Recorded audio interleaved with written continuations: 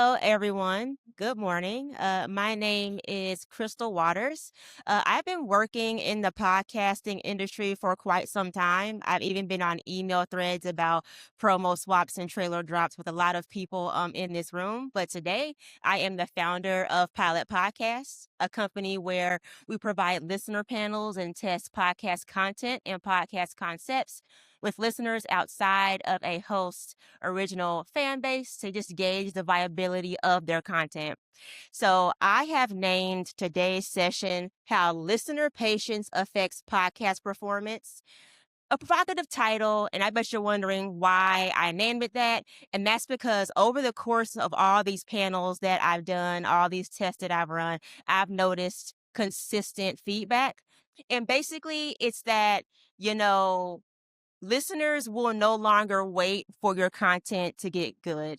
It's just they not only expect, but demand competency right out the gate. And our listener base is full of avid podcast fans who are desperate to find brand new, amazing content to add into their feed.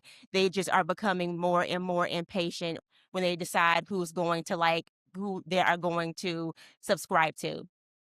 So when you're thinking about hey, why is my show not performing?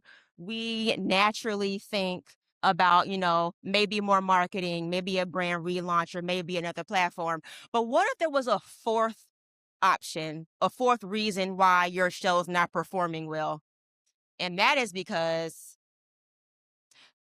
oh, sorry, geez. Podcasting does not have a discoverability problem.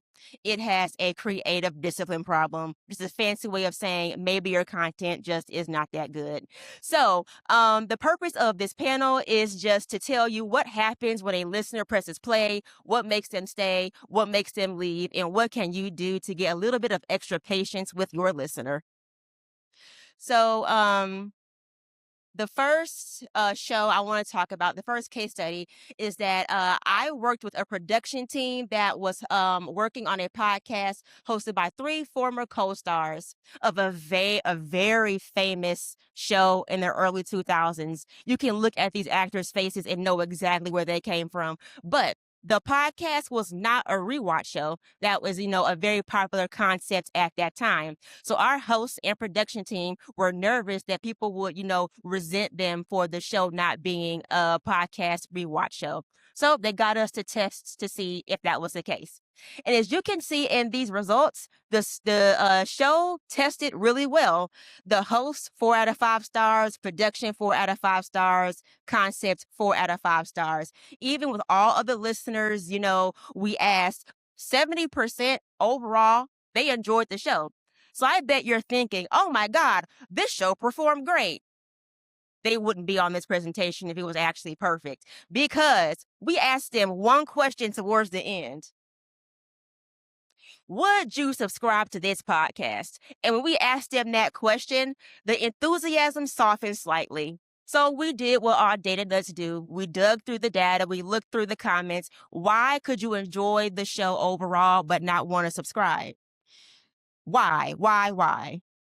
Because there was a 16-minute intro, meaning out of a 45-minute episode, over 1/3 of it was just introducing the podcast host, why they're friends, and why this podcast is going to be so awesome. And it lessened the overall experience for a considerable amount of the listeners. So that's something we learned, that even though people can enjoy a show, it still does not guarantee it's going to be a long-term subscription. And you cannot assume that your show is going to that your audience is going to have enough patience with you. So that made us ask, how patient are podcast listeners willing to be? So we asked them directly. Through Pilot, we ran a listener habit survey with podcast fans across different age groups to better understand how people decide whether a show is worth their time. Spoiler alert, they run a very strict program, okay? They make up their minds incredibly quickly about if they are going to subscribe to a podcast long term. So here are some interesting stats that we learned through this survey. 61% of listeners decide whether a show is worth their time in the first 10 minutes. 78% decide within the first 15 minutes, and 83% of listeners will give a show 3 or fewer episodes before they decide to abandon the show completely. Now, I know a lot of people here from podcast networks, they like to launch a show with 2 or 3 episodes. So if your show is not in tip top shape, you risk exhausting the goodwill with your ideal audience the week of your launch. How tragic would that be? But it's okay. We have this study right here to talk us through it. Another common early turnoffs are things like rambling or unfocused hosts, the show being repetitive or being entirely too long, but that's kind of low hanging fruit. I think we all knew that. But I also want to talk about the importance of structure because 88% of the people we asked said pacing and structure were either very or extremely important to their enjoyment of a podcast. Meaning you can't just talk and throw spaghetti at a wall and see what sticks. You have to tell your listener, here's what's going to happen in this podcast, or you risk them tuning out. And this is something I wish I had learned a few months prior to that study. Because when I started doing freelance, a partner and I decided to work on a podcast. We did the development, we talked to future hosts, we did a recording, we edited it, and we were thinking, we've talked to podcasters before, we've worked with podcasters before, it can't be that hard. Actually, it is that hard. You have no idea what it's like to hear people say they don't like the sound of your voice or how you interview people. It's a really humbling experience. And some of the icks that we gave them were rambling, unfocused, repetitive, or being too long. But we did what data nuts do. We sat down, we dug through the data, and we decided, okay, we're going to invite our guest hosts on for another round. We're going to edit harder. And when we had that second interview, we're going to sit back and listen. And then we retested the show again. And while it did perform better, we kind of sat down and thought like, hey, is this something we want to do long term? Because, hey, just because everybody has a podcast doesn't mean that you need to have a podcast. And that's something that we need to talk about as an industry. So I know I'm getting to the end. So a little core principle is that listener patience is short. It's no longer the Wild West when you can build the plane while you're flying it. Your listener will expect competency episode 1, second 1. Podcast launches assume patience that no longer exists. The first episode and especially the first few minutes matter a lot more than we care to admit. And quick tips, get to the point quickly. We want to avoid what I call the bestie paradox, okay?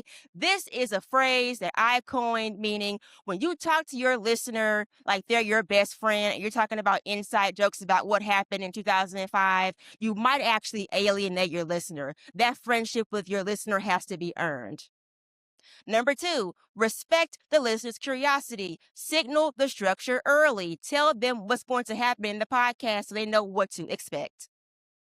Also, be willing to edit aggressively. Also, edit your first episode the hardest. This will be the first impression, possibly the last impression a listener will have with your content. So please be mindful of that. Also, consider your launch schedule very carefully, okay? We just saw that you have 3 episodes or fewer to convince people to stay with your podcast. So make sure you're putting your best foot forward on those 3 weeks because you don't want them to be like, oh, I don't care anymore. Also, a fifth thing I wanted to add, once again, just because everybody has a podcast doesn't mean you need one. And thank you.